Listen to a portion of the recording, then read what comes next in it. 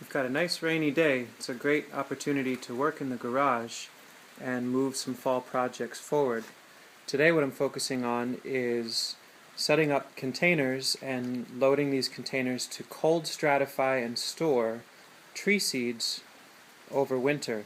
I'm going to describe this very simple process that was taught to me by my dear friend Akiva over at Twisted Tree, and it should put you in a position with some old salvage buckets, some seeds from trees, some wood chips and soil that you can store them and grow them successfully by storing them over winter and getting them ready to grow in the spring. So let's talk about that. Certainly lots of different ways to store the seeds. One really common resource that's pretty ubiquitous throughout the whole United States, I would think, are 5-gallon buckets, probably around the world.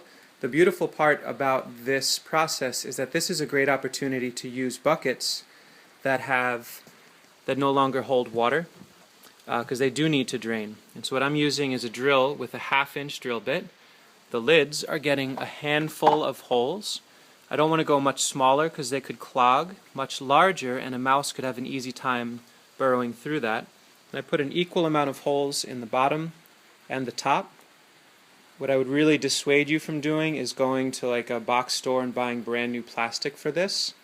These I got for $10 with the lids and the buckets from Finger Lakes Reuse locally in Ithaca, New York. So some of the tree seeds that I'd like to start stratifying today, precocious hazel. It's a really beautiful hazelnut. I've been growing for 8 years. So these are seeds from my own shrubs grown in the shade. I'll link here to a video where I talk about hazelnuts being productive in the shade. This is about 1/3 of the crop from 3 trees. I also have some butternuts that I collected from an arboretum. I made sure to take a tag and mark the cultivar name, so Herrick butternut.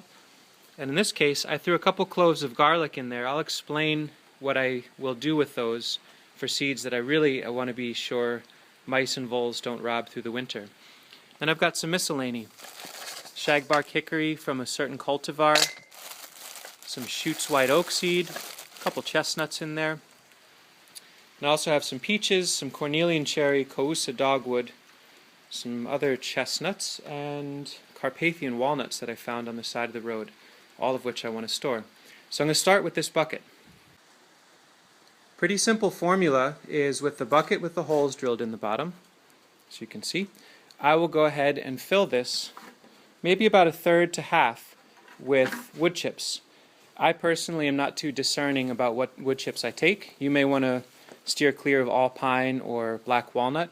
And what I like to do is in this wheelbarrow throw in a little handful here or there of nice finished compost that hopefully has some worms and the like, just to spike the container with a little bit of life, and those little bits and creatures will go through and clean the husks and kind of stir things up and make a really rich soil over winter. So I'm going to go ahead and fill this a little bit with chips. Chips are in. I'm on to the compost. Now you could do whatever you want with this. You could just fill the whole container with chips, put in or fill the container 1/3 with chips, fill it the rest of the way with nuts with some room on top, cap it with chips, put your lid on top, crack it closed so that it stays, and bury that in some wood chips and you can call it done. I like a little soil life in there, so I'll add some compost and nuzzle my seeds onto that. You may want to store them in moist sawdust, straight perlite, good clean sand, garden soil, aged wood chips. Choice is yours. So I'm going to put a little compost in and then load in my seeds. So in this case I put in the Herrick cultivar butternuts that I collected recently. You notice I didn't go through and clean the husks or wash them. When you're saving seed, you're just looking for a seed that's not, really beat up or cracked or open, but you don't have to clean them. Just pack them in there. I would suspect I put about maybe 100 to 150 nuts in there, which I'll make a note of when I cap this. But now the nuts are in, and I will fill this the rest of the way with wood chips and then push that lid with the holes all the way around and finish the seam. And I'll gently suggest this little butter goes back in to do some work over winter. I'll take a shot of that next. 150 or so named cultivar butternuts ready to be stored outside. Basically I'll sit this on ground level. We're a wet site, so I don't want to dig into the ground. Sit this on ground level in a sheltered position. I'll make another video where I show where I store all these, but I'll just simply bury it in wood chips, standing the handle up so that the wood chips come right up to here and the tag stands above. And onto this I wrote Herrick, butternut, the origin, Cornell University, Arboretum in this case, the month and the year, and about how many seeds. So I'll just continue repeating that for my different varieties of Carpathian walnuts, my cultivar hazelnuts, etc., etc., and then store these outdoors, buried in wood chips. They should be good for the winter.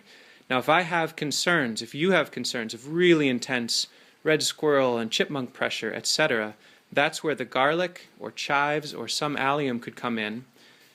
As you put your tree seeds in there, you can crack cloves of, let's say, small garlic or stunted garlic, stuff you may not want to plant, and just bury it all throughout those seeds. I've found that sprouting garlic is a really great deterrent to keep rodents away. Or, if it's really intense, you may consider wrapping this whole thing in hardware cloth or burying hardware cloth under a group of these buckets and then bringing it up and over, pinning it with bricks, and then burying the whole thing in wood chips. Around April, we're zone 5B. I can take these, pull them right out of the wood chips, take the lids off, and put the nuts at about 6-inch spacing all across a nursery bed and start growing them out. And of course, I'll make videos about that when that comes to pass.